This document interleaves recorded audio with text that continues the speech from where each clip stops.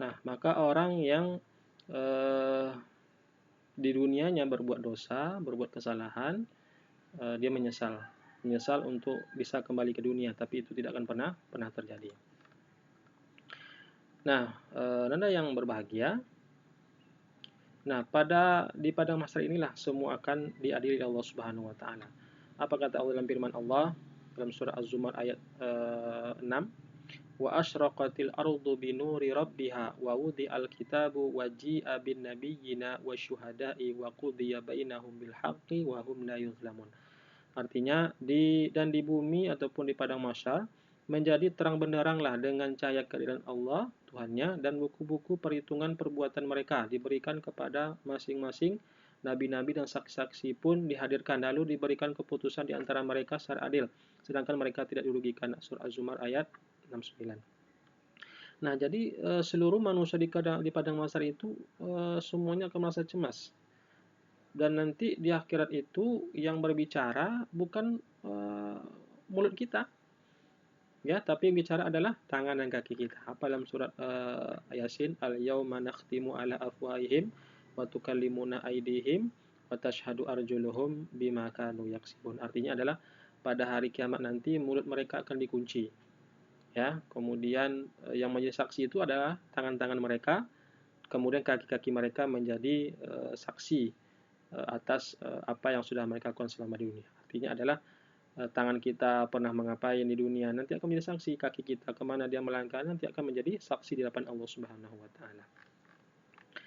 Nah, Anda yang berbahagia, kemudian setelah berada di padang mahsyar sudah diadili, masing-masing orang itu diadili dengan seadil-adilnya oleh Allah Subhanahu wa taala dengan menghadirkan saksi-saksi, yaitu saksi tangan dan kaki kita. Bahkan orang yang pernah kita zulimi di dunia nanti akan juga menjadi saksi untuk memberatkan kita. Nah, kemudian kita masuk ke Yaumul Mizan ataupun Yaumul Hisab. Yaumul Mizan itu adalah hari timbangan. Nah, inilah kita akan ditimbang. Amal baik kita ditimbang, amal buruk kita ditimbang, ya. Ketika amal baik kita banyak, nah disinilah kita akan mendapatkan surganya Allah. Tapi kalau amal buruk kita banyak, maka kita akan masuk dalam neraka Allah. Nah, jadi kepada anda sekalian, ketika kita masuk dalam surga, nah disitu kita akan mendapatkan kenikmatan yang abadi. Artinya adalah kita kekal dalamnya. Tapi kalau juga di dalam neraka juga kita kekal dalamnya. Maka semua tergantung kepada kita di dunia ini. Kalau di dunia ini kita berbuat baik, kita berbuat kebaikan, banyak pahala, banyak perintah Allah yang kita kerjakan, tentunya kita mendapatkan surga di akhirat nanti. Tapi kalau dosa kita banyak, perbuatan perintah Allah tidak pernah kita laksanakan, sholat tak pernah, maka nanti kita akan mendapatkan nerakanya Allah Subhanahu wa taala. Apa kata Allah Subhanahu wa taala dalam surah Az-Zalzal ayat 7 dan 8?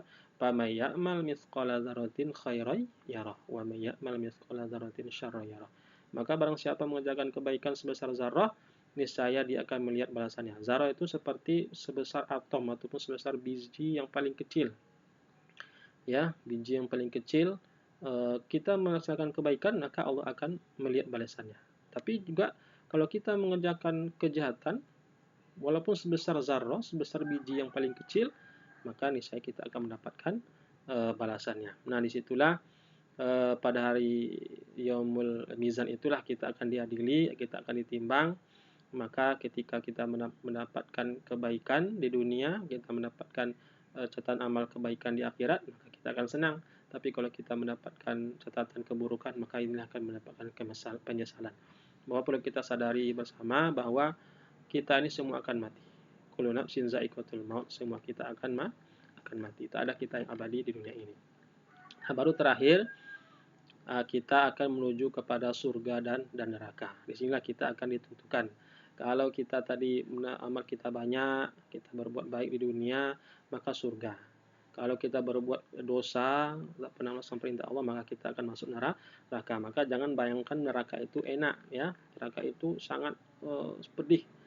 Bahkan azab yang paling ringan sekalipun neraka itu adalah ketika batu kerikil dari neraka diletakkan di telapak kaki kita, maka panasnya itu bukan hanya di telapak kaki, tapi menggelegak sampai ke ubun-ubun kita. Nah, begitulah betapa dahsyatnya balasan di neraka, maka jangan kita bercita-cita untuk masuk neraka, tapi kita bercita untuk apa? Untuk masuk surga. Nah, ini kalau surga tempat orang yang baik, kalau neraka tempat orang yang buruk. Nah, itulah mungkin Ananda